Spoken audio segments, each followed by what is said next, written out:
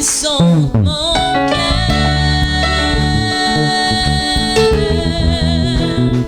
Mon cœur, ils songent mon cœur.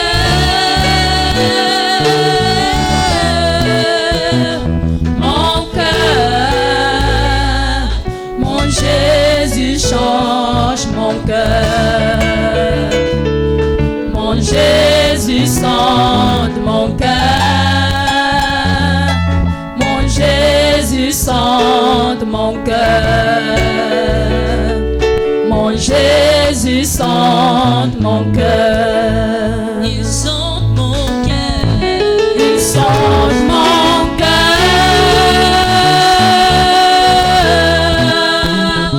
Mon cœur.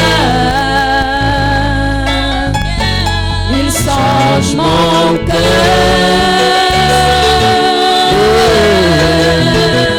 Mon cœur. Mon Jésus sonde mon cœur. Mon Jésus sonde mon cœur. Mon Jésus sonde mon cœur. Mon Jésus sonde mon cœur. Commence à lui dire merci ce soir. Parle à Jésus. Seigneur, nous te bénissons parce que tu es vrai. À toi la louange et la gloire. Père, tu nous as appelés chacun des entrailles de sa mère et tu nous as prédestinés à ce qui est grand. Et nous te bénissons pour cette soirée. Que des choses extraordinaires et magnifiques se produisent en ce lieu en ton nom. Et que la gloire de ta promesse nous accompagne en toutes choses. À toi la louange et la gloire au nom souverain de Jésus-Christ. Amen. Amen. Amen. Ok, est-ce qu'on va acclamer Jésus? Mettons-nous debout.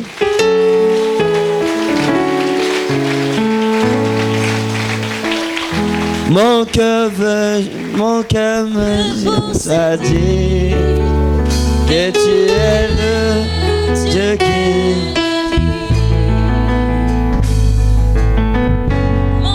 Cœur me pousse à dire que tu es le Dieu de la vie, que tu es le Dieu de la vie, que tu es le Dieu de la vie, que tu es le Dieu de la vie, que tu es le Dieu de la vie. Mon cœur me pousse à dire que tu es le Dieu de la vie. Mon cœur me pousse à dire que tu es le Dieu de la vie. Que tu es le Dieu de la vie, que tu es le Dieu de la vie, que tu es le Dieu de la vie, que tu es le Dieu de la vie. Mon cœur me pousse à te dire, mon cœur me pousse à dire que tu es le Dieu de la vie. Mon cœur me pousse à dire que tu es le Dieu de la vie. Que tu es le Dieu de la vie. Que tu es le Dieu de la vie. Que tu es le Dieu de la vie. Que tu es le Dieu de la vie. Mon cœur me pousse à dire, mon cœur me pousse à dire que tu es le Dieu, que tu es le Dieu de la vie. Mon cœur me pousse à te dire, mon cœur me pousse à dire que tu es le Dieu de la vie. Que tu es le Dieu de de la vie, que tu es le Dieu de la vie, que tu es le Dieu de la vie, que tu es le Dieu de la vie. On va acclamer Jésus fort. Lève ta main où tu es. Dis Seigneur Jésus, comme je suis là ce soir, manifeste sa gloire dans ma vie. Au nom souverain de Jésus. Dis Amen 3 fois avant de t'asseoir. Amen.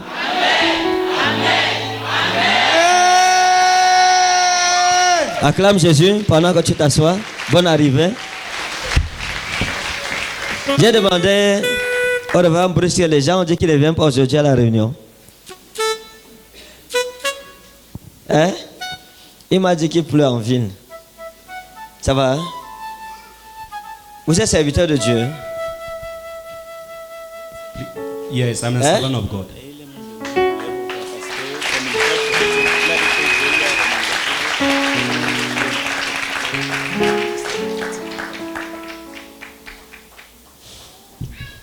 Il y a quelque chose de grand devant vous.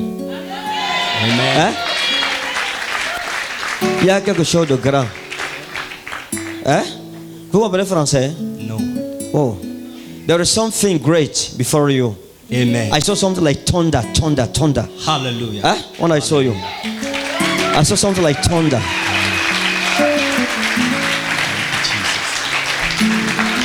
Il est vivant, notre Jésus. Amen.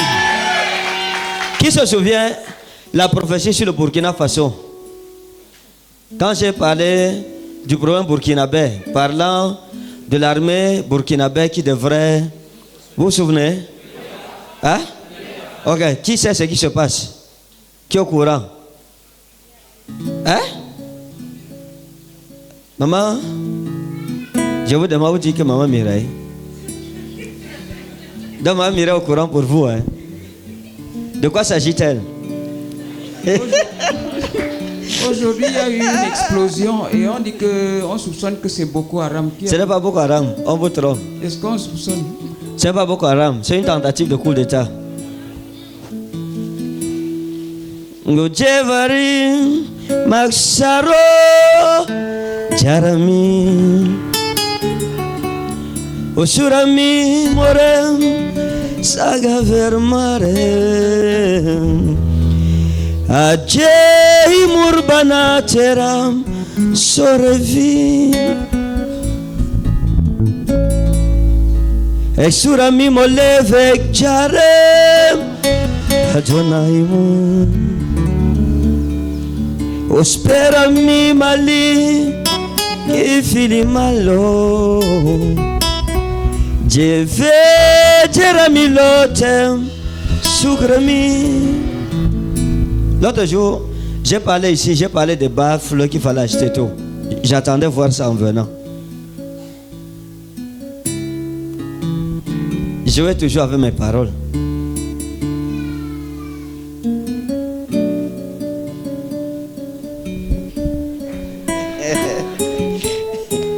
La paix, c'est bien. Quand vous êtes en paix, vous n'aimez pas trop la paix. Donc, dimanche, je vais voir les appareils ici. Donc, le Seigneur m'avait parlé. Je veux que vous compreniez une chose. Nous servons un Dieu trop grand. Il est trop grand. Hein? Dans l'armée. Quand j'étais au Togo dernièrement, il y a une autorité burkinabé qui est venu, qui a pris l'avion pour me retrouver au Togo. Et quand il partait, je lui ai dit, comme vous rentrez chez vous, il y aura une guerre là-bas, il y aura un soulèvement. Allez, ça va arriver, ce n'est plus loin. Aujourd'hui, ceux qui sont là-bas m'ont écrit que papa, votre Dieu est grand, nous nous procédons devant lui. Et vous savez, lorsque vous suivez ce qui se passe là-bas, quand vous suivez ce qui se passe là-bas, ce que France 24 dit n'est pas sérieux. Ceux qui sont sur le terrain, les Burkinabés, eux, parlent des militaires, des hommes en tenue qui ont attaqué l'état-major et l'ambassade de France et qui ont pris en otage certains centres comment on dit ça? C'est un centre primordial, stratégique. Mais France 24 ne parle pas de ça. Donc, les centres, les points stratégiques ont été pris en otage. Maintenant, le gouvernement et les Français ne peuvent pas nous dire que c'est un coup d'État, c'est une tentative de renversement du gouvernement en place, parce que ça serait manifester la faiblesse du gouvernement. Ça serait dire à ce gouvernement qu'il n'est pas puissant. C'est ça, non? Donc, lorsque l'autorité s'y est venue, elle m'a rencontré. On était dans un restaurant chinois. C'est une grande autorité de là-bas, je ne peux pas parler à personne. C'est un de mes fils. Très respectueux. Papa, je lui ai dit, voici exactement ce qui va arriver au Burkina Faso. Comme tu vas, attends-toi à cela. Mais là, tous mes enfants du Burkina ont écrit afin que l'on sache qu'il y a un prophète dans la forêt de Bogoën. Adieu, Mourbanater, sauvera.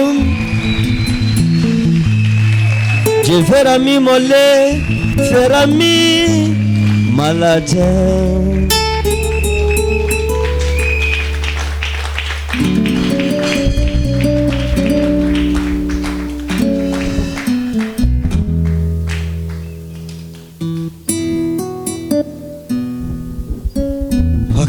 Que Dieu vous bénisse.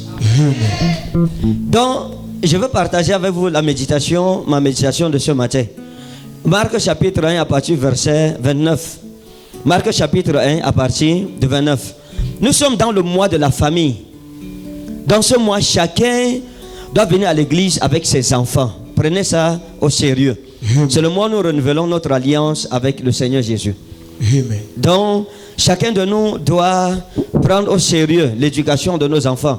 Dimanche, j'ai parlé de la responsabilité des parents. C'est ça, n'est-ce pas? Dans ce mois, je vais travailler avec vous sur ça. On va travailler sur la famille. Le mariage. Comment se marier? Comment réussir dans son foyer? Comment éduquer les enfants? Comment vivre en harmonie dans la famille? Comment être père? Comment être fils? Donc, c'est important. N'allons pas seulement prêcher sur les démons. Oh, non. C'est le mois de la famille. Nous avons beaucoup de nos soeurs qui sont mariées, mais les foyers sont en train d'échouer parce que les gens ne savent pas bien se comporter. Et la remarque que j'ai faite, c'est que les jeunes filles veulent se marier, mais ne sont pas prêtes. Quand elles sont dans le foyer déjà, dès qu'on leur passe l'alliance, là, ils pensent que c'est une finalité. En soi, pas là encore, je te tape même ici. J'ai déjà, non, tu m'as mis l'alliance, non? Oh, c'est toi qui vas subir, c'est toi qui vas souffrir dans le foyer. Alléluia. Et vous voyez, vous avez vu le cas qu'on a eu ici dimanche? Non, c'était dimanche, mercredi. Ma fille, notre soeur qui s'est mariée, elle a 2 mois. Maintenant, elle dit qu'elle ne veut plus le mariage, elle veut divorcer. Certaines sortent, d'autres sont prêts à tout faire pour entrer là-bas. Bon, mais le problème n'est pas d'entrer dans le mariage, mais de te poser une question: dans quel genre de mariage je suis en train de m'engager? Quel est l'esprit de l'homme que j'ai? Quelqu'un m'a dit non, mon mariage, pourquoi Dieu laisse que les choses comme ça m'arrivent? Je lui ai dit, ce n'est pas Dieu, c'est la personne à qui tu t'es attaché. Si tu t'attaches à une mauvaise personne, il y aura des problèmes. Si tu t'attaches à quelqu'un qui est bien, il y aura aussi des conséquences. Ça veut dire que des conséquences positives. Alléluia. Amen. Que Dieu te bénisse. Amen. Donc, je voudrais parler de ça, l'importance de la famille. Hein? Ok, Marc, chapitre 1, verset 29, à partir de 29. Marc, chapitre 1, à partir du verset 29, il est écrit: En sortant de la synagogue, ils se rendirent avec Jacques et Jean à la maison de Simon et d'André. La belle-mère de Simon était couchée, ayant la fièvre, et aussitôt on parla d'elle à Jésus.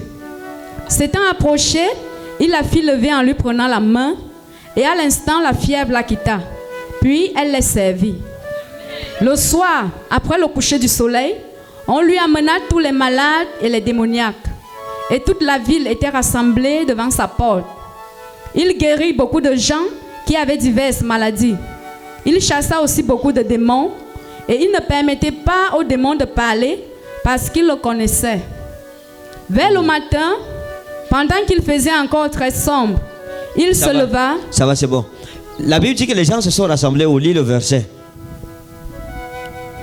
Verset 34. Il guérit beaucoup de gens qui avaient diverses maladies. Il chassa aussi beaucoup de démons. Non, les gens se sont rassemblés devant sa porte. Lis un peu le verset. Verset 33. Oui. Et toute la ville était rassemblée devant sa porte. Devant la porte de qui? De qui? La belle-mère. La porte de qui? Hein? Hein? C'est devant la porte de qui? La belle-mère de Simon. La maison de Simon. Le ça. C'est un pronom possessif, n'est-ce pas? C'est un pronom possessif, c'est ça, non? Marquant la possession. Ouais. D'accord. Il faut se souvenir des vieilles règles de grammaire. Ça, c'est mis pour qui? Jésus. Ça, devant sa porte. Sa porte. Là, on parlait de qui? Le personnage principal, c'est qui dans le passage? Jésus. C'est ça, non? Donc le ça revient à Jésus-Christ. Bien. Maintenant, lorsque vous regardez dans ce passage, la Bible dit d'abord que le Seigneur Jésus-Christ est parti dans la maison de Simon. Simon, c'est qui? C'est l'apôtre Pierre. C'est ça, n'est-ce pas? Il est arrivé dans la maison de Pierre. Et il a trouvé la belle-mère de Pierre malade. Ça veut dire que Pierre était marié. C'est ça, n'est-ce pas? Pierre était marié. Et écoutez, le Seigneur m'a dit de prier aussi pour vous. Je vais prier pour vous tout à l'heure. Vous comprenez? Quand je vous ai vu, j'ai vu un fleuve. J'ai vu écrit sur vous prophète. Amen. Hein? Amen. J'ai vu écrit sur vous prophète. Amen. Et Dieu m'a dit de prier pour vous parce que j'ai vu beaucoup de problèmes derrière votre vie. Vous ne savez pas ce qui est en train de se passer. Vous ne comprenez pas. Vous étiez avec qui? Je suis arrivé seul. Hein? Seul. J'ai vu vous avez? à partir de la télé. C'est votre quantième fois de venir ici? La première fois. C'est la première fois.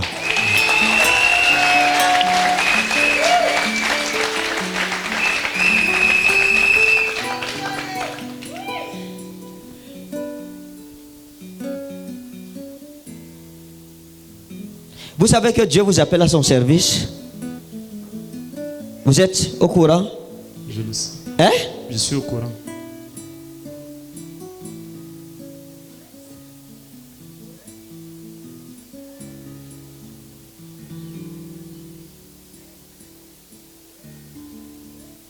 Votre vocation, c'est quoi? En fait, j'étais chef du personnel dans une entreprise. Et le travail vient de s'arrêter. Et votre vie, vos problèmes, c'est à cause de votre vocation. Hein, le Père? Vos problèmes, c'est ça.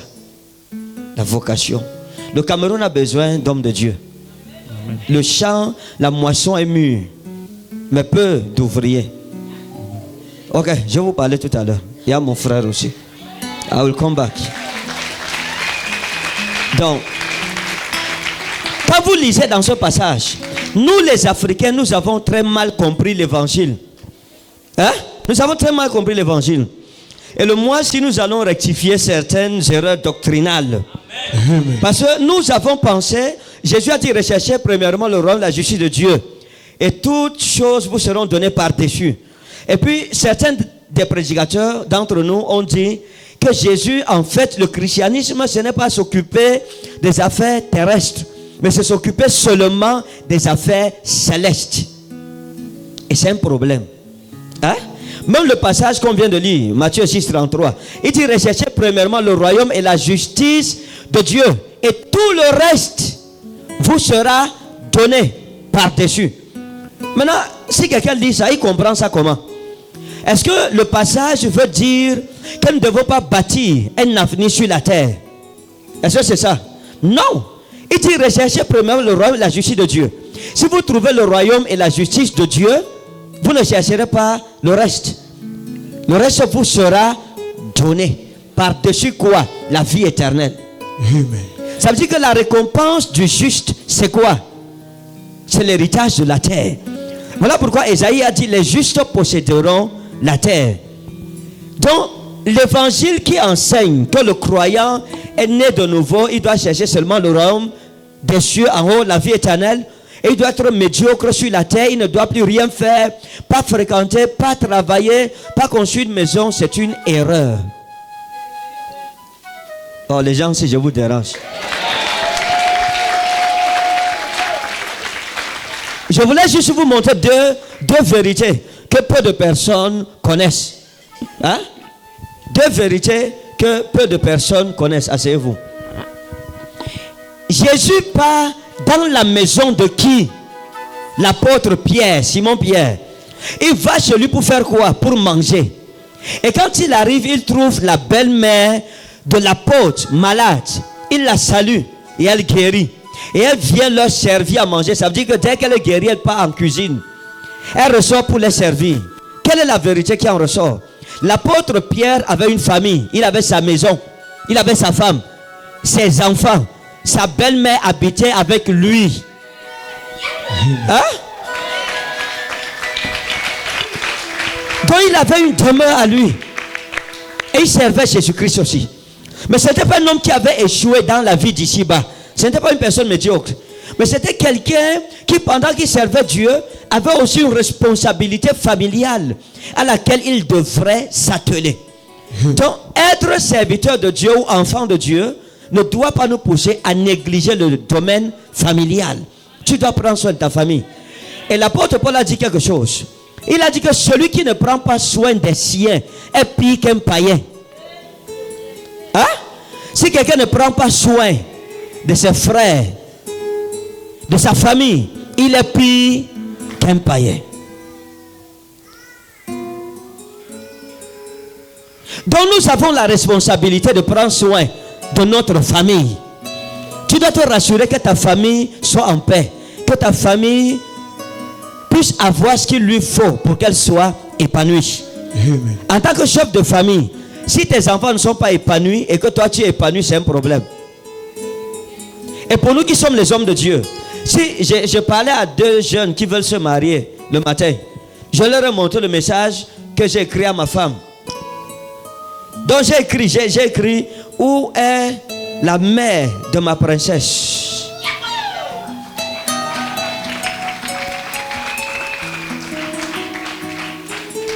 Et j'ai écrit en bas où est mon amour. Et puis elle a répondu, la mère de ta princesse est ici. Sache que je t'aime, bébé. Oh. Qui vous dit, j'ai dit à ce jeune gens, si vous ne vous aimez pas, vous allez vous marier et votre foyer ne tiendra pas debout. C'est toi qui décides si tu dois vivre en paix ou dans les problèmes. Ça dépend de chacun. Hein?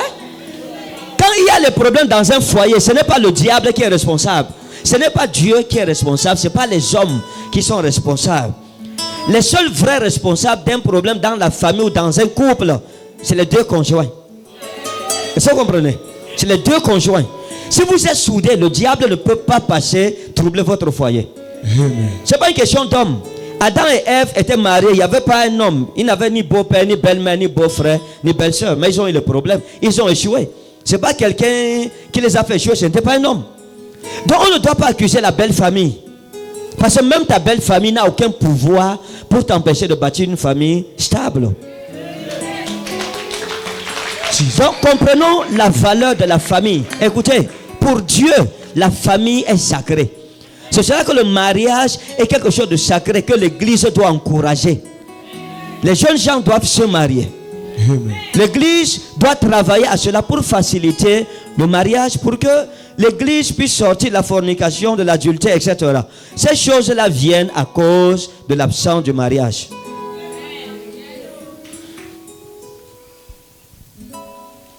Mon message, s'il ne vous plaît pas, je vais moi partir. Ça va? Hein? Pas très bien, papa.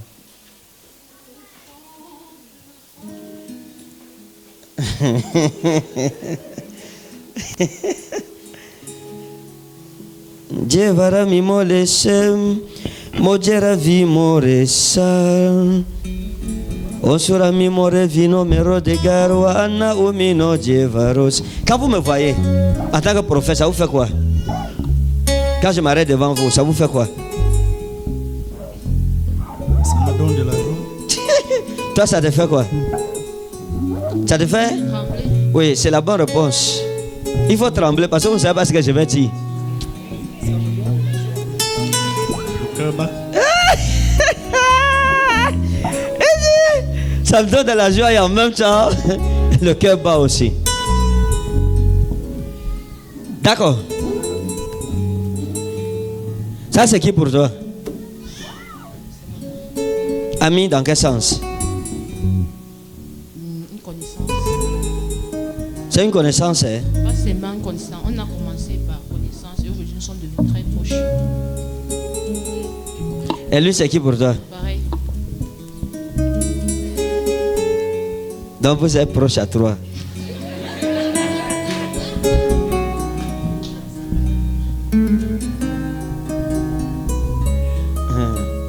J'ai pitié de vous. Sincèrement.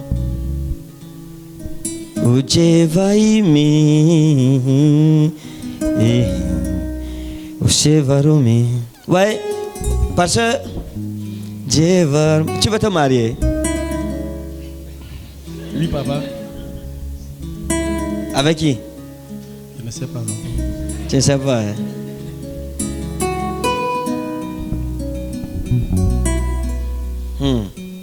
Bon, moi, je ne vous dérange plus. Je pars.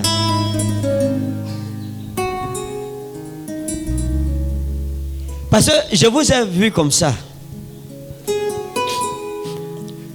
Vous deux. Hein? Je vous ai vu ensemble. Et j'ai dit, mon fils, c'est quoi? Il veut l'épouser ou bien c'est quoi? Qu'est-ce qui se passe? Je vous ai vu. Serré, serré, collé, barré.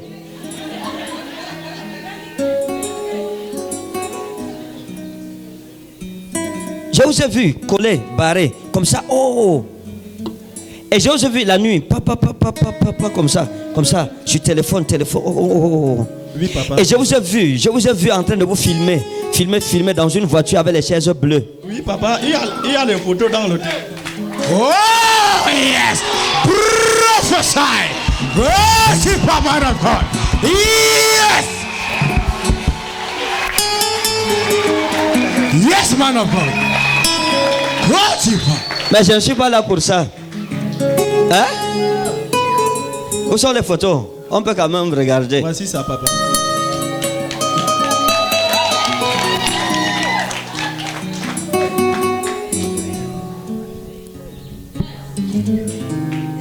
D'accord.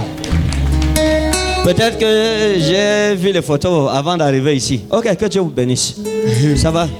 Mais la vie, c'est les choix. Faites les bons choix. Vous comprenez? Prenez vos responsabilités. Faites les bons choix dans la vie. Et je prie pour vous, mes enfants, que Dieu vous donne la sagesse de faire les bons choix pour être heureux.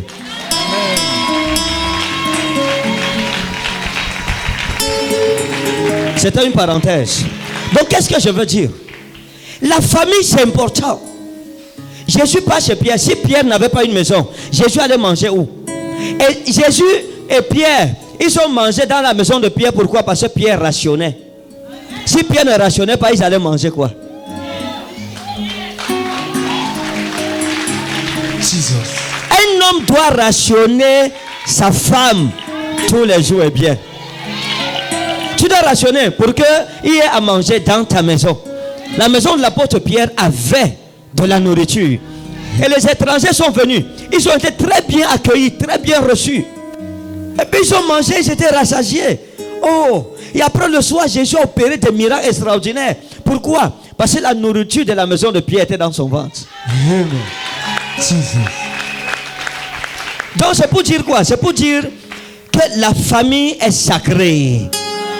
Si Dieu te donne la responsabilité d'avoir une famille, prends soin de cette famille. Si tu es une mère célibataire ou bien veuve et tu as des enfants, bats-toi pour tes enfants. À un certain niveau, vous ne vivez plus pour vous-même, vous vivez pour les enfants que vous avez mis au monde. C'est votre motivation. Aujourd'hui, je suis encore jeune, c'est vrai. Mais les choses que je fais, dans mon esprit, je ne les fais pas pour moi-même. Non. Parce qu'un homme qui a une famille et qui vit en pensant à lui-même n'a pas compris l'importance et la place de la famille au cœur de la vie d'un homme. Quand vous avez une famille, elle devient votre priorité. Vous vous battez pour elle. Vous avez des enfants, vous luttez pour leur laisser un héritage. Qu'est-ce qu'ils seront demain? Je veux m'efforcer pour que mes enfants ne subissent pas ce que j'ai subi. Je vais être, ok, que mon enfant au moins ait un avenir meilleur que le mien. Mais s'il faut que mes enfants connaissent la même souffrance que moi, c'est un problème. Et s'il faut que je travaille pour remettre l'investissement de mon travail sur moi-même, là encore est un problème. Je préfère marcher à pied, mais que mes enfants soient bien. Être nus, qu'ils soient vêtus. Parce qu'ils sont ma gloire. Si vous avez cette mentalité, vous lutterez comme un lion lutte pour son clan. Vous défendrez votre territoire. Vous n'admettrez pas que votre famille soit victime de certaines choses. Amen. La sensibilité à la famille. Jesus.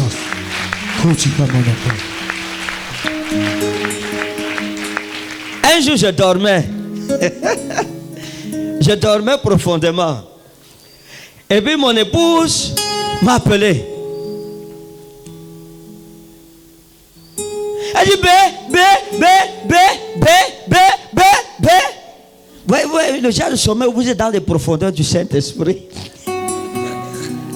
Et vous entendez une voix qui vous en tire. Et puis je me suis réveillé. Je dis oui, il y a quoi? C'est comment? Il y a quoi? Quand j'ai dit elle était devant le lit, il y a quoi là? J'étais vers les toilettes, je la cherchais. Moi j'avais encore le sommeil aux yeux. Quand elle dit que je suis de ce côté ici. Quand j'arrive, je me retourne. Elle se met à rire. Elle se moque encore de moi. J'ai demandé, il y a quoi? C'est pas ce qu'elle m'avait expliqué. Elle dit non, pardon. Moi, je n'aime pas ça. Pourquoi tu veux? Quand je dis, doucement, dis que chérie, viens. Mais tu dis, moi j'ai cru que tu avais un problème sérieux. Et jusqu'à aujourd'hui, quand on mange, parfois on est en train de manger, puis on est assis comme ça, elle fait bé. Et j'ai dit que tu vois, non? Tu me descends. Pourquoi? Parce que Dieu m'a permis de comprendre la place de ma famille. Si je ne prends pas soin de ma famille, ou bien ma femme ne sent pas ma présence, elle ne sent pas que je suis attentionné, c'est un problème. Hein? Pour qu'une femme, il y a beaucoup d'hommes qui disent, oh ma femme est bête. Ma femme, quand tu insultes ta femme, elle sera bête. Quand une femme perd confiance en elle-même, et il est facile qu'une femme perde confiance en elle-même, et la motivation, la source, c'est lorsque le mari méprise la femme, l'insulte, lui fait des reproches en public, devant les enfants, la gronde, etc. Et quand une femme perd confiance en elle-même parce que son mari ne lui fait plus confiance, elle ne sera plus efficace. Mais quand tu montres à ta femme qu'elle est là, oh chérie, c'est bien, tu es la meilleure de toutes les femmes, la plus belle de toutes les gazelles des champs. Oh. Yes. Tu es la plus succulente de toutes les fraises sur le marché. Quand tu fais ça, ta femme a le zèle. Elle peut prendre soin de la maison.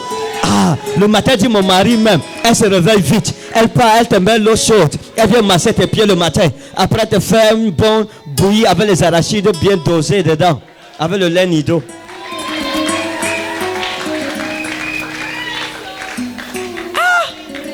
C'est cette complicité qui est le secret du succès. Quand tu es un homme, je vous ai expliqué quelque chose, et j'ai dit ça au Togo. Ne vous faites pas passer pour un extraterrestre, parce que vous êtes un terrestre. Surtout les jeunes gens qui veulent se fiancer. N'allez pas montrer aux jeunes filles que vous voulez épouser que vous n'allez pas aux toilettes, c'est un problème. Ou que quand vous dormez la nuit, vous ne ronflez pas. C'est pas bon. Laisse-toi comme tu es. Si tu dors la nuit en mode moteur diesel, c'est à prendre ou à laisser? Tu me prends moteur diesel ou tu passes chercher le moteur essence?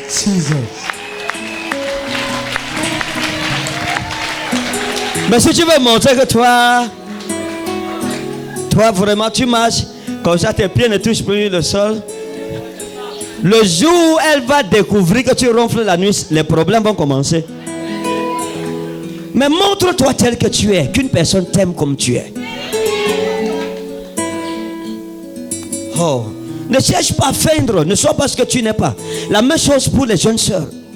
S'il vous plaît. Ne faut pas commencer à parler comme les blanches. Même comme tu es brune. Et en plus, il y a la main d'immédiat claire dedans un peu. Ça ne sert à rien. Sois toi-même. Parle avec ton Bami. Parle avec ton Ewondo ou bien Boulou. Makana, je dis, hein. C'est pas le problème. Quelqu'un t'aime, il t'aime comme tu es. Donc n'allez pas mettre des masques sur vous. Parce que lorsque ces masques tombent, la famille est détruite. Prenez soin de vos maisons. En tant que croyants chrétiens, prenons soin de nos maisons. L'apôtre Paul a parlé de la responsabilité envers les siens. Ça veut dire la famille restreinte et la famille éloignée.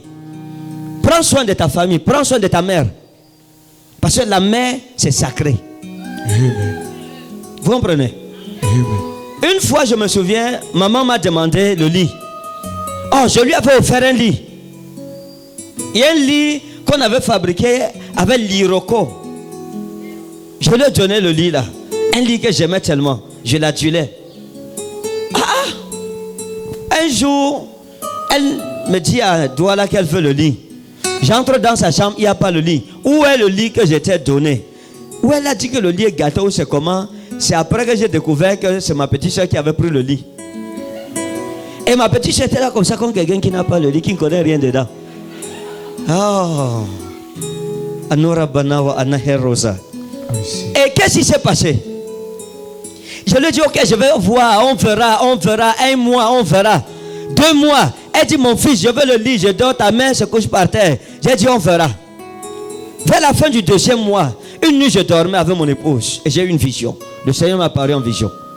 Il m'a dit, dis à mon peuple, tu ne peux pas te coucher dans ton lit lambriché, tandis que ta mère se couche sur un matelas et ses côtes lui font mal, et je te bénis. Dis à mon peuple, tu ne peux pas te vêtir, tandis que tes parents sont nus, et je te bénis. Dis à mon peuple, tu ne peux pas manger à satiété, tandis que tes parents ont faim, et moi l'Éternel ton Dieu, je te bénis. Et l'Éternel proclama sa parole en me citant beaucoup d'autres choses comme celle-là. Je me suis réveillé, j'ai tapoté mon épouse. Je lui ai dit, voici ce que l'Éternel m'a adressé comme parole. La même nuit, elle m'a dit, descendons du lit ici. Le lit, le lendemain, était à Douala. On a fabriqué pour nous après.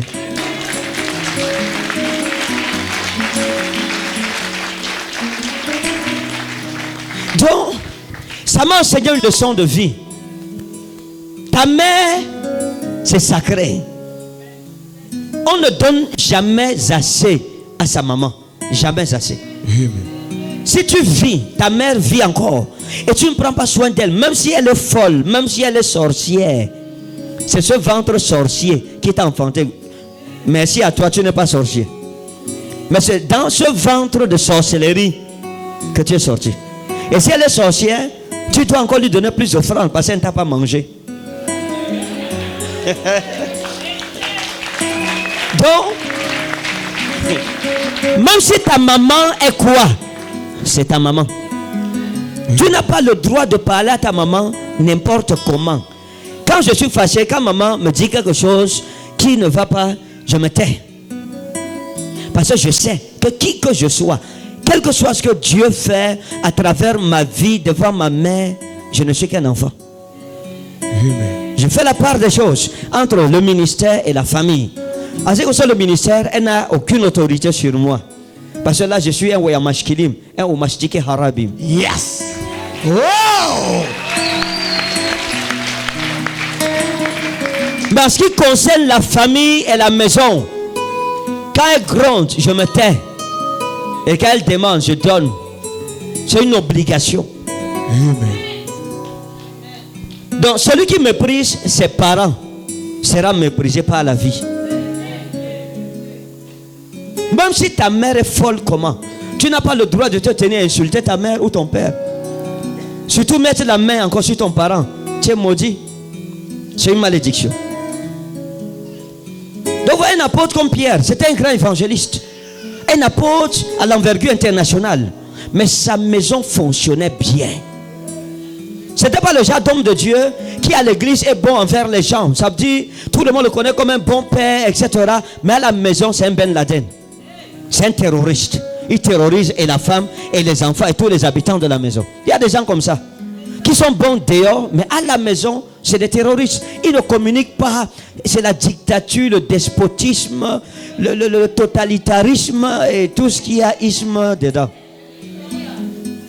Oh, il faut être un bon père à la maison.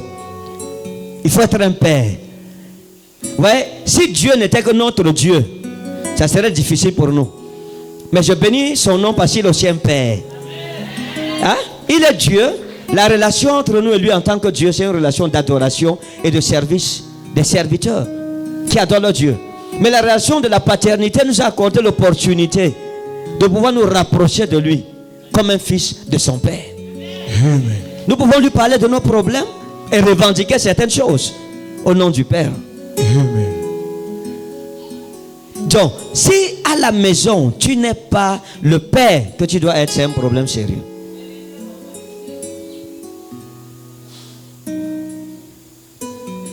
La femme que Dieu nous donne est une grâce. Écoutez, quand je vous regarde, à l'heure où je parle, je regarde beaucoup de mes filles, je vois écrit sur leur front boxeuse. Je vous dis la vérité. Beaucoup, quand je les regarde, je vois écrit, comme je vous dis, la boxeuse. Dieu me dit que celle-ci, si elle se marie maintenant, c'est la bagarre. Elle va taper son mari. Parce que ce n'est pas tous les hommes qui sont forts.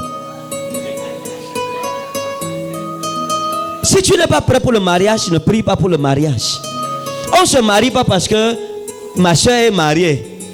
Ou bien ma mère pressée que je me marie. Ou je suis déjà proche de la ménopause, il me faut les enfants. Non. On se marie parce qu'on a de l'amour à donner à quelqu'un. On se marie parce qu'on veut rendre service à quelqu'un qu'on appelle son mari. Amen. Alléluia. Amen. Dis mon Père et mon Dieu. Mon Père et mon Dieu. Bénis ma vie ce soir.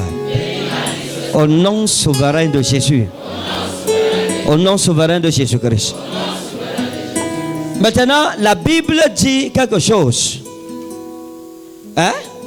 La Bible dit que les gens sont venus nombreux où? Hein? Oui. Verset 33. Et toute la ville était rassemblée devant sa porte. Et toute la ville était rassemblée devant sa porte. Asseyons-nous un peu.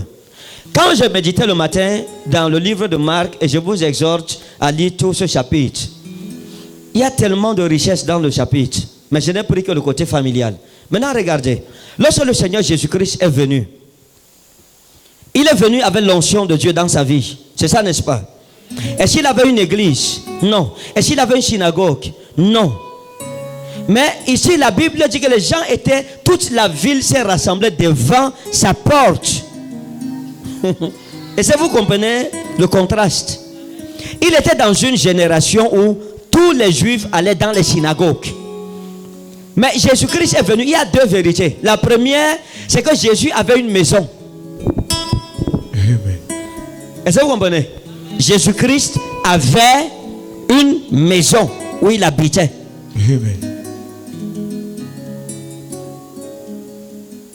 Quelqu'un a dit ah bon? Donc, vous pensez que tout le monde avait les maisons sauf Jésus? Non, Jésus-Christ avait sa maison. Il avait un lieu d'habitation où tout le monde savait que c'est ici. Quand il n'est pas en mission, voici où il est. C'était sa maison. Et ce n'est même pas la seule maison que Jésus a eue. Quand Jésus allait en mission, il louait des maisons. Vous saviez ça? Hein? La dernière scène de Pâques s'est passée où? C'est un exemple. Hein? Ils ont loué une salle de fête, non? La dernière scène de Pâques. La scène, je veux dire. Ils ont loué quoi? Une salle de fête. Pas n'importe laquelle. Talk to us, man of God.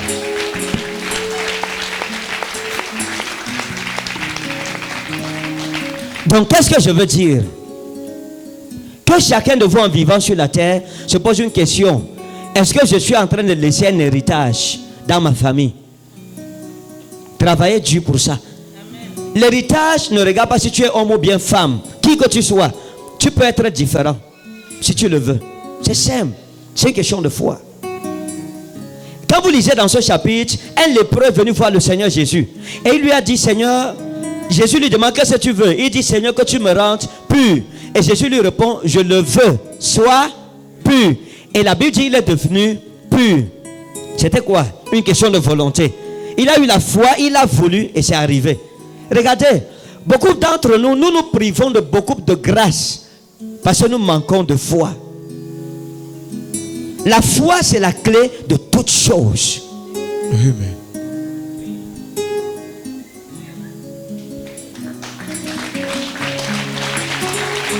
Tout ce que vous désirez, si vous êtes un homme de foi, vous le réaliserez. Amen. J'ai invité un de mes papas à la maison, on causait. Il m'a dit une chose, il m'a dit, mon fils, depuis que je te connais, ça c'est un papa que je connais avant même que je ne connaisse le ministère. Il m'a dit, mon fils, je connais une chose de toi, c'est que quand tu décides de faire quelque chose, tu fais. Tu ne regardes pas aux obstacles, tu le fais. Et c'est ça la foi. La foi, c'est pas rester tranquille sur place et dire je crois. Non, mais c'est agir. C'est poser des actes de détermination et de conviction par rapport à une attente ou à un projet. Amen. C'est ça la vraie foi. La foi, ce n'est pas la magie. Non. Tu attends un mari, tu crois en ça. Et il y a quelqu'un qui vient, il demande ta main disparaît. Ça te touche, ça te secoue, mais ça ne te branle pas. Tu continues la bataille. Tu continues la bataille. Tu sais que ce n'était pas le bon est devant. Un autre vient encore, un énergumène. Il vient encore, il fait comme ça, fait comme ça. Après lui aussi disparaît. Tu dis c'est bon, tu tournes facilement la page. Mais tu crois qu'il y a un homme pour toi au milieu de ces faux hommes.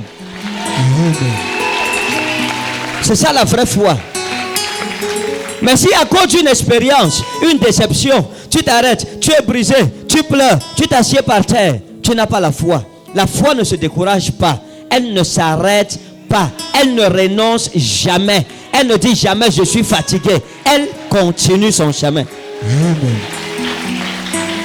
Et vous allez voir, même dans le ministère, si vous voyez quelqu'un percer dans le ministère, c'est quelqu'un qui a la détermination et la conviction. C'est ça la foi, pistis. Pistis veut dire la conviction. Ça donne foi en français. Donc c'est quelqu'un qui a la détermination. Il a la volonté, une volonté de faire, d'avancer, de réaliser ses projets, les projets de sa vie. Amen. La vie, si vous êtes faible, vous ne vous en sortirez pas. Maintenant, regardez le Seigneur Jésus. Il n'avait pas de synagogue, mais il avait l'onction. Les gens abandonnaient les synagogues pour venir s'amasser à la porte de la maison du Seigneur Jésus. Pourquoi? Parce qu'il guérissait leurs malades. Il chassait les démons et il prophétisait. Et il enseignait la parole. Et vous lisez, il y a un verset dans ce passage qui dit Jésus-Christ, ils étaient tous frappés de sa doctrine parce que Jésus-Christ enseignait avec autorité et non pas comme le scribe. Et puis le matin, quand je méditais, le Seigneur m'a dit les scribes avaient la connaissance livresque. Hein? Ils avaient la connaissance théologique. Ils avaient la connaissance théorique de la parole. Mais Jésus n'avait pas seulement la connaissance, mais il avait l'autorité qui accompagne la parole, c'est-à-dire la confirmation du ciel. Tu peux prêcher l'évangile, mais si le ciel ne confirme pas que l'évangile là, le sceau de Dieu est dessus, ton évangile n'aura pas de répercussion dans ta génération. Tu peux bien prêcher, mais sans répercussion, sans l'aval du ciel. Donc le message de Jésus avait l'aval du ciel. Et je disais à un homme de Dieu dernièrement, nous sommes dans une génération où la Bible dit que le diable, sachant qu'il lui reste peu de temps, donc Satan sait qu'il lui reste peu de temps, et à cause de cela, il accule les gens avec les problèmes, il les accable de toutes sortes de problèmes. Et les gens cherchent des solutions. Donc si tu es un homme de Dieu qui a la solution, les gens te suivront. Amen. Si tu peux guérir les maladies des gens, ils viendront. Amen. Si tu peux les délivrer des prisons de la sorcellerie, ils vont venir. Mais si tu parles un mauvais français, ils vont venir. Amen. Voici la réalité dans laquelle nous vivons. Amen. Et un homme de Dieu m'a posé la question, pourquoi mon ministère ne prospère pas? Je prêche bien, c'est un docteur en théologie. Je prêche bien. Pourquoi les gens ne viennent pas? Je le dis parce que vous n'avez pas pris le temps d'étudier. Vous avez la vocation divine, c'est vrai. Quand Dieu vous donne une vocation, prenez aussi le temps pour étudier votre génération, pour choisir le langage que votre génération comprend, pour lui transmettre le message que Dieu vous a donné. Dieu peut vous appeler, mais vous ne réussissez pas dans le ministère. Si vous vous exprimez dans un langage que votre génération ne peut pas comprendre. Donc la responsabilité de la communication ne dépend pas de Dieu, mais de nous. Si vous venez prêcher l'évangile aujourd'hui, comme à l'époque des apôtres, vous n'aurez pas l'effet escompté. Ce n'est pas possible. Et ça vous suivez? Si nous prêchons l'évangile porte à porte, le Cameroun ne nous connaîtrait pas comme nous sommes connus aujourd'hui. D'autres nations ne nous connaîtraient pas. C'est une dispensation qui a existé, mais qui est passée. Nous sommes dans une génération médiatique. C'est les médias, c'est l'audiovisuel. Les gens sont scotchés à ça, aux réseaux sociaux. C'est devenu le moyen de communication pour atteindre la masse. Mais si vous restez dans votre coin pour dire, ok, je vais aller porte à porte comme les autres, il vous sera difficile. Ça veut dire, ce que vous deviez réaliser en 1 an, vous le ferez en 100 ans. Quoi que vous soyez appelé de Dieu. Maintenant, il faut aussi comprendre dans quelle génération nous sommes. Et quand vous regardez le Seigneur Jésus, quel était le secret de son ministère? Il guérissait quelques malades, ou il donnait une prophétie qui sortait toute une ville. Et quand la ville venait, il demandait aux gens de s'asseoir et il leur prêchait maintenant le royaume des cieux. Amen. Ou il multipliait le pain. Et quand les gens voyaient ce miracle, ils mangeaient et leur faim était assouvie. Il disait, asseyez-vous. Et chacun s'asseyait. Or, les prêtres et les scribes avaient des jolies synagogues. Jésus-Christ, lui, n'avait pas de lieu où rassembler les gens, mais il les faisait asseoir par terre. Mais il avait plus de popularité que ceux qui avaient les synagogues. Pourquoi? Parce qu'il portait la solution à leurs problèmes. Ils avaient les problèmes et lui avait la solution. Ce que j'essaye de dire, c'est quoi? C'est que les hommes ne regardent pas trop dans quel milieu vous êtes. Ils regardent à ce que vous avez dans votre main. Ce que Dieu a déposé dans votre main. Nous nous faisons culte ici, nous sommes en brousse. C'est en notre défaveur en réalité. En plus, on est dans la poussière, c'est en notre défaveur. On est sous une tente qui est à moitié fermée. Les rideaux même, c'est fini. C'est en notre défaveur. Mais ce n'est pas ça notre possession. Nous avons un don. Un don qui aide. Un don qui éclaire. Un don qui peut apporter le salut. Et c'est ce don qui attire les gens. Les gens ici ne regardent même pas comment l'église est. Jesus. Yes. Donc c'est ça le problème aujourd'hui. Chacun de vous doit se battre pour devenir utile à sa génération. Amen. Un juge a demandé à mon fils, tu veux devenir, quelle est ton ambition? Il a dit, je veux être le meilleur pianiste de Rema. Je lui ai dit, tu as échoué. J'attendais que tu me dises que tu veux être le meilleur pianiste du monde. J'aurais dit, tu es ambitieux. Mais ce n'est que Rema, tu as échoué. Ce manque d'ambition, c'est ça qui nous tue. Tu veux te marier, tu veux quel genre de mari? C'est quelque chose, toi-même tu es actif. Ce que tu veux vivre, ton expérience, ta vie, ton univers, ton monde. Oh Seigneur, les gens, je ne sais pas s'ils me comprennent.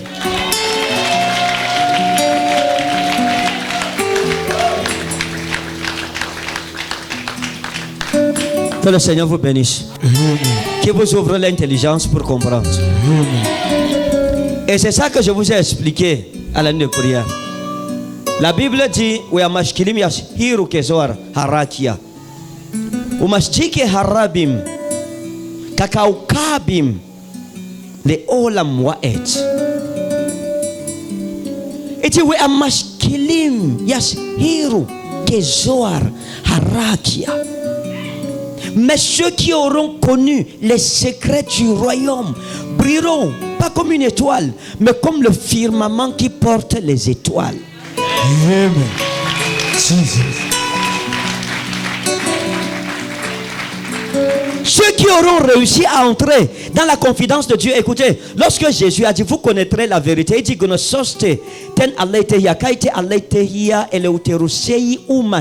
vous connaîtrez la vérité et cette vérité vous rendra libre. C'est ça le secret de Weamashkilim. Ils connaissent la vérité. Ils savent comment il faut faire les choses. Par exemple, le ministère, nous faisons le ministère, il y a des gens qui disent que c'est la sorcellerie. Prenons le cas de la prophétie. Vous donnez la prophétie, je vois mes enfants, je les vois dans une voiture avec les chaises, je donne la couleur de la chaise. C'est comme le jeu, mais c'est sérieux. Amen. Comment écouter Dieu? C'est des secrets. C'est des lois spirituelles. Comment discerner la voix de Dieu de celle de ma conscience ou bien de mes émotions? Il y a des enfants de Dieu qui ne connaissent pas faire la différence entre leurs émotions et la voix de Dieu dans leur esprit. Et c'est un problème. Mais c'est des lois que quand vous les avez découvertes, vous exercez librement. Ah, il dit gnososte. Dans gnososte, c'est avoir la connaissance ou bien la science exacte d'une connaissance. C'est ça gnososte. Il dit vous connaîtrez, vous aurez une relation vivante avec la leitehia, la vérité. La vérité, c'est quoi? C'est la réalité céleste pour moi. Est-ce que vous comprenez ça? Amen. Ça dit quoi? Il y a beaucoup de choses que nous pouvons vivre qui ne viennent pas de Dieu. Et ça, nous le vivons tous les jours. Tu peux perdre des années à vivre dans des situations qui n'ont rien à voir avec le plan de Dieu pour toi. Parce que tu ne connais pas la vérité. Mais quand tu connais la vérité, tu discernes. Ça, c'est pas mon mari. Ça, c'est pas la femme que je dois épouser. Non, ça, c'est pas ma réalité. Tel projet n'est pas pour moi. Quand tu connais la vérité, tu es éclairé. Et ça, vous suivez? Mais quand il n'y a pas la connaissance de la vérité, tu vas tâtonner comme un aveugle en plein midi tenant une lampe comme le philosophe Diogène Laërce. Mais quand tu connais la vérité sur toi, personne ne peut te tromper. Tu n'as même pas besoin d'une prophétie pour t'aider à connaître qui tu es. Parce que tu sais déjà qui tu es et tu connais l'ensemble des choses qui t'appartiennent. On ne trompe pas quelqu'un qui connaît la vérité de Dieu pour sa vie. On ne peut pas le tromper. Le diable ne peut pas le tromper. Les hommes ne peuvent pas le tromper. Le plus souvent, la plus grande source de tromperie pour chacun de nous, c'est nous-mêmes. Il n'y a rien de plus grave lorsque tu ne te connais pas toi-même. Lorsque tu ignores que ce que tu vis ici n'est pas en réalité ce que Dieu a réservé pour toi. Quand tu ne connais pas cette vérité, hein? Tu vas aller t'engager dans des histoires des mains qui vont te caler au cou. Mais quelqu'un qui connaît la vérité est libre.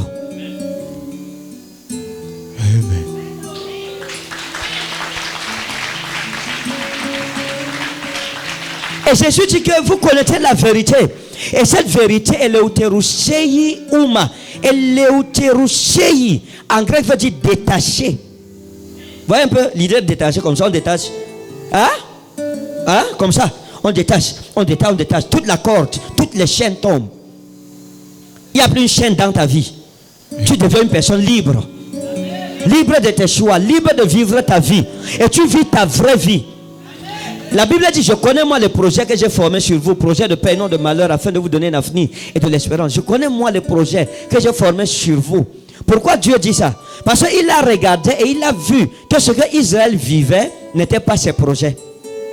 Et Dieu vient, il est étonné, il dit que non, je connais les projets que j'avais pour vous. Ce n'est pas ça. Mes projets étaient projets de paix et non de malheur, mais vous êtes en déportation, en esclavage. Beaucoup de personnes ont vécu ce que Dieu n'avait pas écrit pour eux. Et lorsque tu es dans une zone de ta vie où tu es encore dans le nuage du mensonge de Satan, Satan mettra des agents de son royaume autour de toi. Ils vont te finir. Tu n'auras pas le discernement. Mais la connaissance de la vérité vous donne le discernement, vous donne la maturité. Quand vous êtes une personne mature, vous dites non, ou il faut dire non. Vous dites oui, où il faut dire oui. Et voilà pourquoi la Bible dit que Jésus-Christ est notre oui et l'amen de Dieu. Amen. Il est notre oui et l'amen de Dieu. Maintenant, regardez. Lorsque vous connaissez cette vérité, vous l'avez en vous. Et dit, Osteiti en Christo, Kahine Kitisis, Tarkai Haparelten, Ido, Kikonen, Kahine. Et dit, Osteiti en Christo, si n'importe qui est en Christ, Kahine Kitisis, il devient une nouvelle création. Ça veut dire en grec, on le refait. On le refait. Yes. On reprend sa création en Christ. Et il conclut en disant, Ido, Gegonen. Gegonen. Gegonen, en grec veut dire toutes ces choses qui étaient en rapport avec lui. Il dit Gegonen Kahine. Il dit toutes ces choses naissent de nouveau. Oh, Jesus. Yes. Est-ce que vous comprenez ça? Amen. Regardez. Quand vous comprenez cette vérité, il dit Osaïtis en Christo, si quelqu'un est en Christ, il dit Kahine Ketisis, Dieu le recrée à nouveau, mais en Christ. Dieu reprend sa création. Et il dit Ta archaïa parelten, tout ce qui était vieux, antique et millénaire est balayé. Et la Bible dit Idou, Gegonen, voici chaque chose qui doit entrer en contact avec lui. Dieu exige que chacune de ces choses accepte la nouvelle naissance. Amen. Jesus. Est-ce que vous comprenez? Yes. Idou Gegonen Kahine. Et voici toute chose qui doit être en rapport avec cette personne doit d'abord être recréée de nouveau. C'est le principe de l'outre et du vin. Jésus a dit on ne verse pas le vin nouveau dans de vieilles outres. C'est pour cela que les archaïa, ce qui est vieux, n'a plus autorité, n'a plus place dans la vie d'un kahine ketisis, parce que il n'est plus un kahine archaïa, mais il est un kahine ketisis. Et chaque chose qui doit entrer dans sa vie doit aussi naître de nouveau, parce que lui-même est né de nouveau. Il est recréé et chaque chose qui doit entrer dans sa vie doit être recréée. Il est neuf et tout ce que Dieu doit connecter à sa vie, le ciel se rassure que c'est neuf. Jesus. Oh yes. Talk to us, man of God. Coach it. À partir de ce moment, tes connexions changent. Mais c'est dangereux lorsque, en tant que croyant, tu nais de nouveau et les choses, les archaïa, les vieilles choses sont encore mêlées aux choses nouvelles. C'est une erreur. Lorsque tu vis encore, les choses qui sont supposées être passées, ta archaïa parelten, les choses anciennes sont passées. Mais si le diable te trompe parce que tu ne comprends pas encore la différence et qu'il infiltre dans ta vie les choses anciennes, tu vas être chrétien, mais tu vas vivre ton ancienne vie. Les anciens problèmes vont rester. Les anciennes maladies vont rester. Les anciens hôtels vont rester. Pourquoi? Parce que tu n'as pas connu la vérité. Donc la vérité, c'est un don de Dieu qui t'aide toi-même d'abord. Et quand vous connaissez la vérité, vous êtes affranchi. Quand Jésus était bébé, il a fui devant Hérode. Hein? C'était devant Hérode, c'est ça, non? Quand il a grandi, Ponce Pilate lui a dit, est-ce que tu sais que j'ai le pouvoir de te faire vivre ou mourir? Il lui a dit, tu n'as aucun pouvoir sur moi. Tu ne peux pas. C'est la différence entre l'enfant Jésus, enfant qui fuit devant l'enfant de sa vie, et Jésus mature qui affronte la menace de sa vie. Lorsque vous connaissez cette vérité, vous menacez la menace. Vous avez une assurance que les gens ne comprennent pas. Quelqu'un qui a connu cette vérité, vous ne le verrez jamais abattu. C'est difficile. Vous ne le verrez pas en train de pleurer les problèmes. Il a le vieux. Il est toujours souriant. Parce que la vie de Christ est en lui. Même s'il a quel problème, problèmes. Vous savez, quand je me suis marié ici, personne ne savait les problèmes que j'avais dans mon foyer par rapport à l'enfant. Je prêchais, ma façon de prêcher avait changé. Hein? Il y a des gens qui chassent leur femme parce qu'elle n'accouche pas. Nous on a affronté ça. Pourquoi? Parce que j'ai compris quelque chose de la vie. J'ai chanté ma chanson, les gens se sont fâchés. Que pourquoi je chante que au revoir. Moi j'ai compris la vie. Elle n'appartient à personne. Tu peux quitter d'un moment à l'autre. Dieu peut t'arracher d'un moment à l'autre. On n'a aucune garantie. Il n'y a rien. Chaque jour que Dieu donne, c'est une grâce. On s'humilie. Et on est jaloux de ce peu de temps. Parce qu'on ne sait pas quand on va partir. Nous quitterons tôt ou tard. Que tu le veuilles ou pas.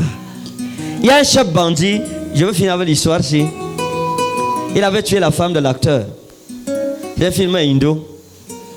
Et l'acteur l'a cherché jusqu'à l'attraper. Et quand l'acteur l'a attrapé,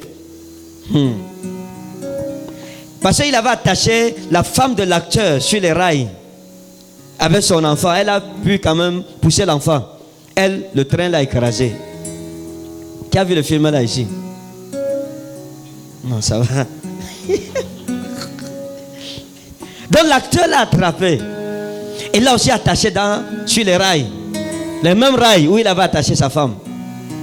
Et le train venait. Le train venait.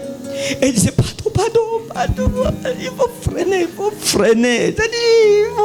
Il ne faut pas avancer. C'est pas bien. Le train doit freiner. Stop, pardon. Et le train ne freine pas comme ça. Et il s'est rendu à l'évidence que ce frein n'allait jamais s'arrêter. Il m'a dit, viens, il va venir. Il ne faut pas freiner. Et il est mort avec le courage. Donc, tu ne peux pas stopper la mort.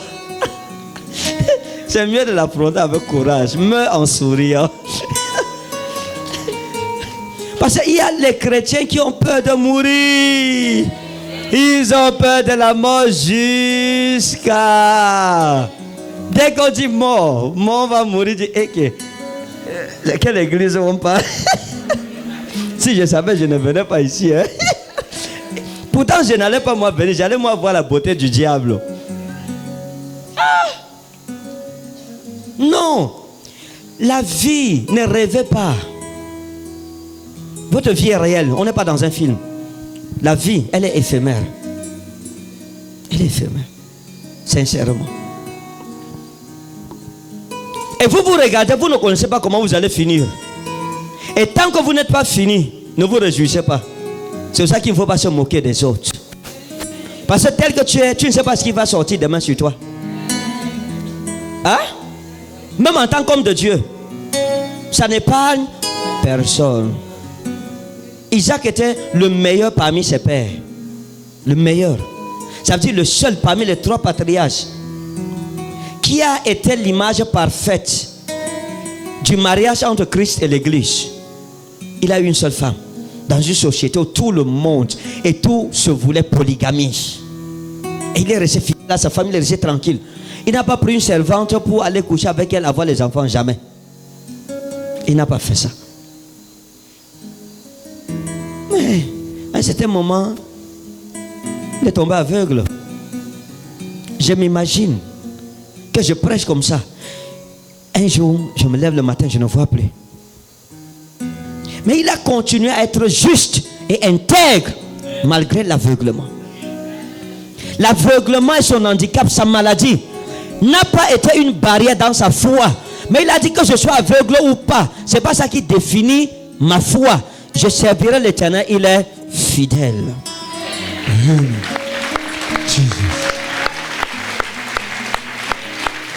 Vous regardez le prophète Élisée. Il a reçu la double portion. Dieu lui a donné le manteau de Nébi et le manteau de Haroé. Yes. Mais il est mort d'une maladie. Il a ressuscité les morts. Mais c'est une maladie qui l'a tué. Même son squelette, après lui, a ressuscité un mort. Mais ce squelette ne l'a pas ressuscité lui-même. Dieu est bizarre. Personne n'est son égal. Personne ne le comprendra. Il fait ce qu'il veut de nous et lui-même a revendiqué ça. Il est le potier et nous sommes les vases. Et le vase ne dit jamais au potier, pourquoi tu me donnes cette forme? Le vase fait comme ça. Et le potier le modèle. Amen.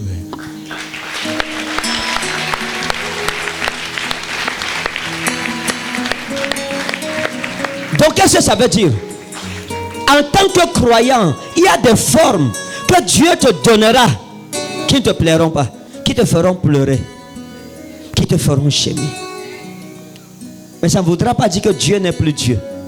Apprends à lui rendre grâce et gloire dans n'importe quelle forme qu'il donne à ta vie. Moi, je me suis préparé à tout. Je suis prêt à tout. Je sais que je vais sortir de la terre. Je vais quitter, je vais finir. Ça c'est clair, je le sais. Je sais que Dieu peut faire ce qu'il veut de moi. Je peux prêcher aujourd'hui, c'est extraordinaire. Demain, je peux avoir un AVC. Tout dépend de Dieu et des temps.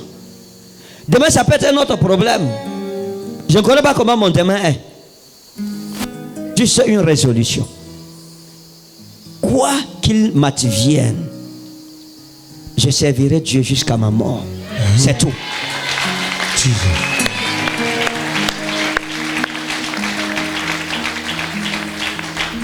Je ne suis pas sûr de ce qui va m'arriver.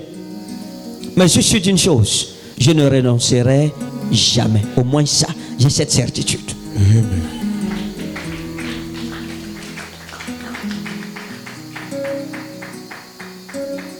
Jean-Baptiste a prêché. Tout le monde l'a admiré. Mais on l'a égorgé. Quelle est cette feuille? Quelqu'un qui ne comprend pas le mystère, la vérité, va se demander quel est ce Dieu qui laisse qu'on égorge son noin, le plus grand de tous les prophètes. Maintenant écoutez. Si vous ne comprenez pas la vérité, vous jugerez Dieu dans ce que vous éprouvez. Vous direz Dieu n'est pas juste. Si Dieu existait, pourquoi il permet telle chose? Il y a des gens qui avaient tous les droits de demander cela à Dieu, mais n'ont pas posé la question, comme Job. Ils ont dit l'Éternel a donné, l'Éternel a repris, qu'il me soit fait selon la volonté de l'Éternel. Voilà la prière d'un croyant qui connaît la vérité. Il est prêt à tout. Parce que tout peut arriver.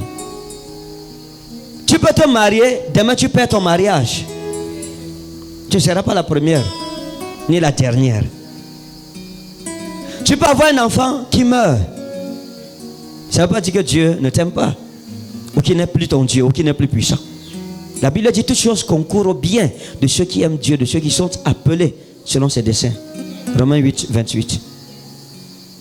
Donc lorsque vous croyez, comme David l'a dit, il dit l'Éternel est mon berger, je ne manquerai de rien. L'Éternel, dis à ton voisin, l'Éternel est mon berger, je ne manquerai de rien. L'Éternel est mon berger, je ne manquerai de rien. Est-ce que tu crois en ça? Amen. Il dit l'Éternel est mon berger.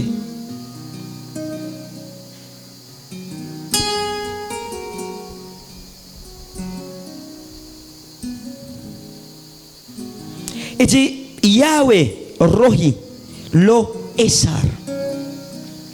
Yahweh Rohi Lo Esar. Yahweh Rohi, l'Éternel est mon berger. Il dit Lo, voici Esar, je ne peux manquer de rien. Amen. Mais lorsqu'on parle de Rohi, c'est celui qui a le sceptre et celui qui te guide. Et parfois il frappe sur toi. Celui qui te conduit vers de verts pâturages. Celui qui te protège. C'est ça Rohi en hébreu. Il est toujours là pour te protéger. Lorsque tes pieds veulent suivre le chemin du mal, parce que ta nature combattra toujours la nature de Christ en toi. Lorsque tes pieds veulent dérailler, Yahweh Rohi Lo Esar, l'Éternel est ton Rohi. l'eau et ça. Et c'est à cause de cela. Zamira wa anahelo dagus. Mettons debout. Dis Yahweh Rohi. Yahweh Rohi. L'eau et ça. Yahweh Rohi. L'Éternel est mon berger. L'eau et ça. Voici, je ne manquerai de rien. Est-ce qu'on peut prier? Hein? Lève ta main. Nous allons prier contre toutes les puissances, toutes les batteries maléfiques que le diable met en jeu pour t'empêcher de briller comme la splendeur du ciel. Amen. Tous ces obstacles que le diable met devant toi pour que ta foi ne soit pas purifiée. Lève ta main. Dis mon Père et mon Dieu. Toute opposition dans ma vie. Tout démon en mission contre ma vie. Pour m'empêcher d'être l'homme que tu veux que je sois. Je renverse ces hôtels. Je renverse ces obstacles. Au nom souverain de Jésus-Christ. Commence à prier.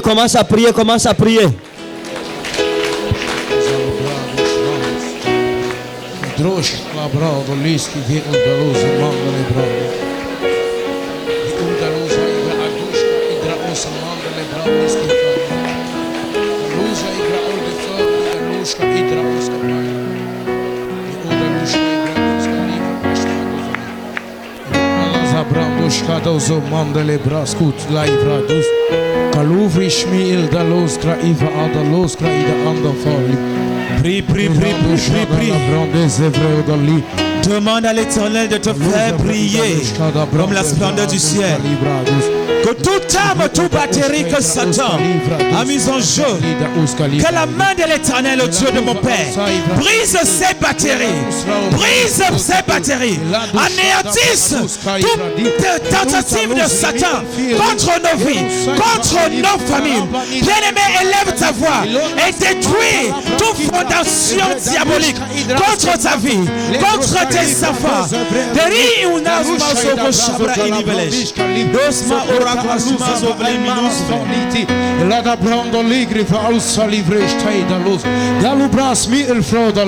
Au nom puissant et souverain de Jésus, nous avons prié. À ton amen, c'est comme si tu avais peur de quelqu'un. Je dis au nom souverain de Jésus-Christ, nous avons prié. Acclame très fort le Seigneur Jésus. Alléluia. Amen. Ok.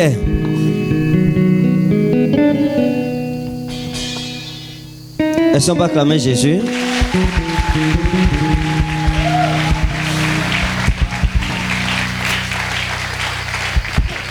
Je veux prier avec vous, les malades, rapidement.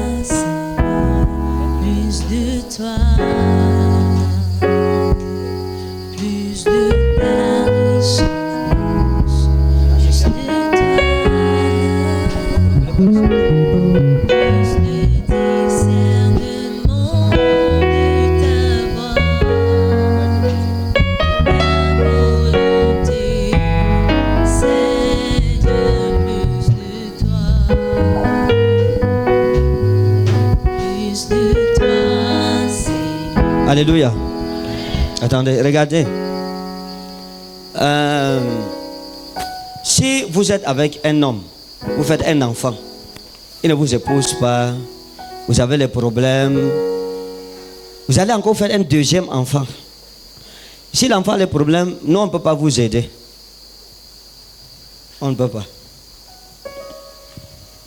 Parce qu'il faut un minimum de bon sens pour chacun. Ça serait encourager les jeunes filles de l'église d'aller faire les enfants dehors, sachant que l'église va les aider. Et je dis ça en public ici.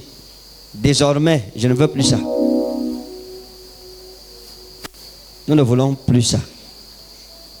Si tu portes tes pieds, toi-même, tu fais l'enfant.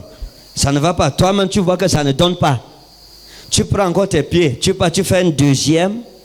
Ça veut dire que tu sais dans quoi tu t'engages, tu portes ta responsabilité.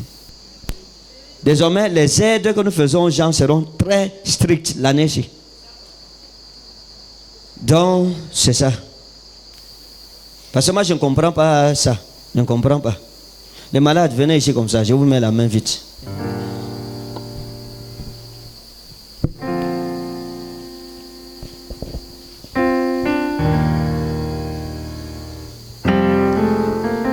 Plus de toi, Seigneur, plus de toi, plus de ta ressemblance. Si elle ne marche pas, laissez-la. Laissez-la. Quelqu'un marche pas, vous le laissez à sa place assis. De ta volonté, Seigneur, plus de toi. Plus de toi, Seigneur, plus de toi, plus de ta ressemblance, plus de toi,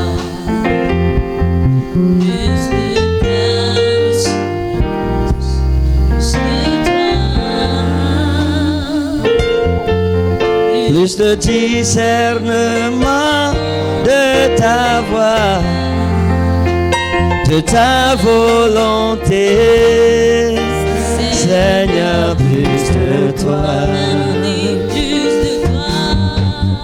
Plus de toi, Seigneur, plus de toi, plus de ta ressemblance, plus de toi, plus de discernement de ta voix, ta volonté, Seigneur, plus de toi. Plus de toi, Seigneur, plus de toi,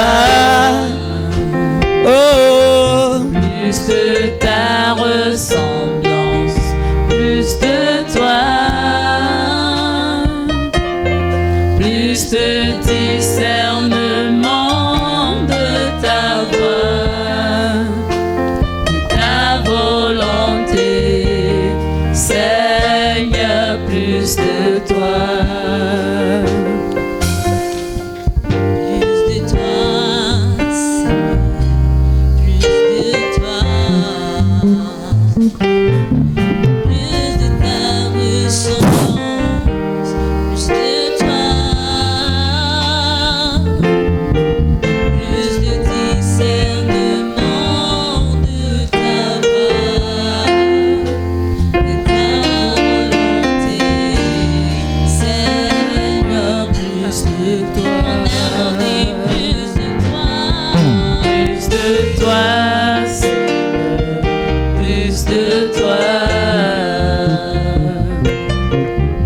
De ta ressemblance, plus de toi, plus de discernement de ta voix, de ta volonté, Seigneur, toi, plus de ta ressemblance, plus de toi. Merci pour ta grâce. Plus de discernement de ta voix, de ta volonté, Seigneur, plus de toi. Plus de toi, Seigneur, plus de toi, plus de ta ressemblance, plus de toi,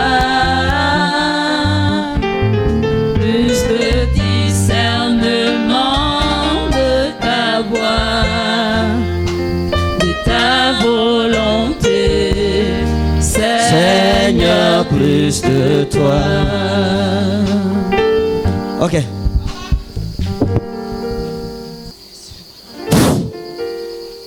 C'est frais.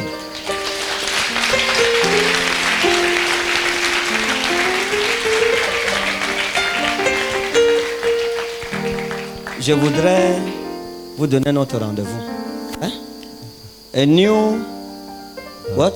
A new down. Yes, I want to give you another rendezvous. Okay. Because I want to speak in your life. What I saw you as a prophet, and I saw a thunder. As I was going, I saw something like a thunder. Hallelujah. And there is something in relationship with you and with this thunder.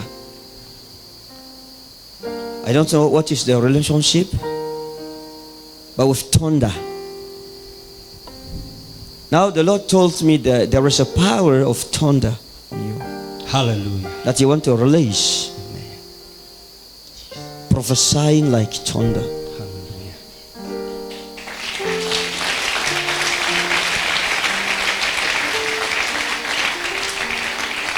But if you accept another rendezvous, I will dig into your life to reveal to you some things that happen and that will happen. But you have to choose. Or I pray for you now, I just pray for you and release you, or after. I'll come again, sir. Okay. Let us meet on Sunday if it is possible. Thank you, sir. God bless you. Amen. Mettons-nous debout.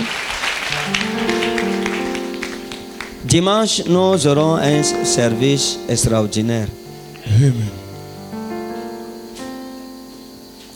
Dimanche, je prie que Dieu me donne la grâce et la force, qu'il ouvre mes yeux pour vous aider. Amen.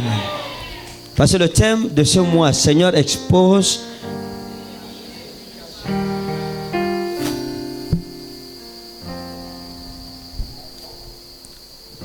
si Dieu me dit, parce qu'on a eu des gens qui nous appellent et qui se fâchent. Si par exemple Dieu me dit que ton père est un sorcier,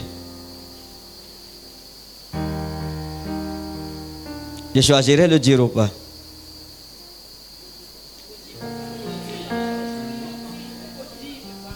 Maintenant, si je dis que ton père est sorcier et que je te donne son nom, par exemple, là c'est sérieux, non? Bah, c'est différent quand même.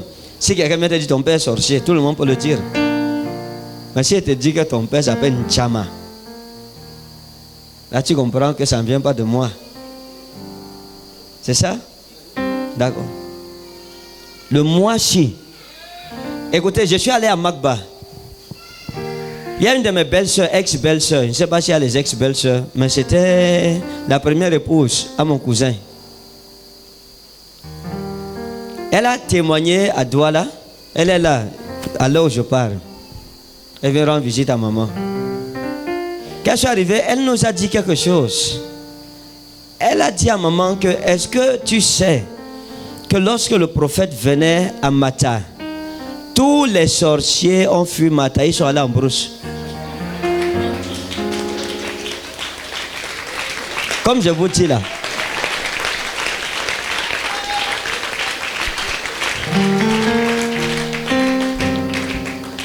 Et je l'ai appelé moi-même. J'ai dit que qu'est-ce que tu as dit à maman? Elle dit que j'ai dit, comme j'ai dit là, ils sont partis dans les champs. Ils ont dit, j'ai dit pourquoi? Elle a dit que ils ne voulaient pas que tu les exposes. Ils ont donc du champ, ils envoient les nouvelles. Il est encore là, il est parti, c'est fini. Et elle me dit que dès qu'ils ont appris que tu es parti, ils sont ressortis de la brousse. Jesus.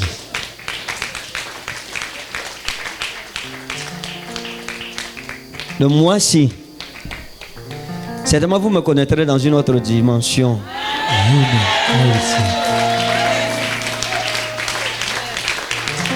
Le jour où la folie prophétique nous saisit, ça veut dire, écoutez, j'ai reçu, c'était quand? Au bureau là, j'étais au bureau quand? C'est hier, samedi. Non, j'étais au bureau hier, c'est hier non? C'est hier, Mireille, c'est hier que j'étais au bureau. Il y a une jeune femme. Il y a une jeune femme qui est... J'ai reçu 2 jeunes femmes. Et pendant que je parlais à l'une, je lui ai dit que... je lui ai dit que bon...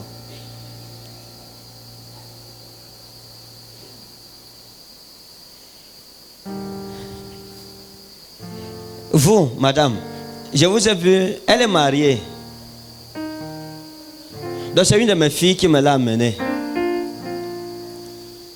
Et je lui ai dit, quand elle était dans mon bureau, elle était même debout. Elle voulait partir, je lui attendais. Donne-moi un instant. Je lui ai dit, vous connaissez Hervé? Elle dit non. Je lui ai dit que ce n'est pas possible. Il y a un Hervé avec qui vous êtes sorti. Je voulais vous parler de lui. Bon, elle a... Elle voulait partir. Je lui ai dit, vous connaissez Zoli? Elle dit non. Que Zoli, c'est qui? J'ai dit, ok, allez penser à ça. Dès que ça revient, vous... Donc, ma fille m'a écrit. Elle me dit, papa, ma camarade... Où est mon téléphone là? Elle dit que ma camarade là... Ma camarade s'est souvenue de... Bon après-midi, papa, ma copine s'est rappelée de Hervé. Elle a une amie du nom de Zoli à Facebook aussi.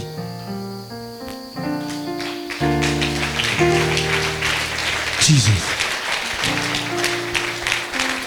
Et elle m'a expliqué que le Hervé, si elle-même, elle a sorti avec lui et son ami aussi là a aussi sorti un peu.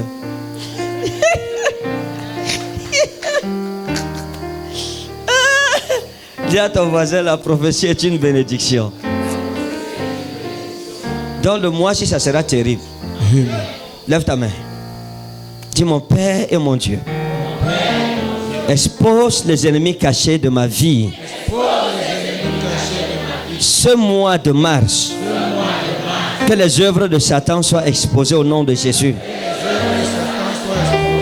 Tout ce qui a été fait dans le secret contre ma vie, que cela soit révélé au grand jour. Révèle mon dossier à ton serviteur pour que ma vie soit visitée. Au nom souverain de Jésus-Christ. Comme je rentre chez moi, je rentre béni, je rentre restauré. Dans tous les domaines de ma vie, je suis élevé. Jésus-Christ est mon élévation. Je suis sanctifié. Jésus-Christ est ma sanctification. Je suis béni. Jésus-Christ est ma bénédiction. Qu'il en soit ainsi et que cela soit écrit au nom souverain de Jésus-Christ. Dis Amen 7 fois pour sceller cette prophétie.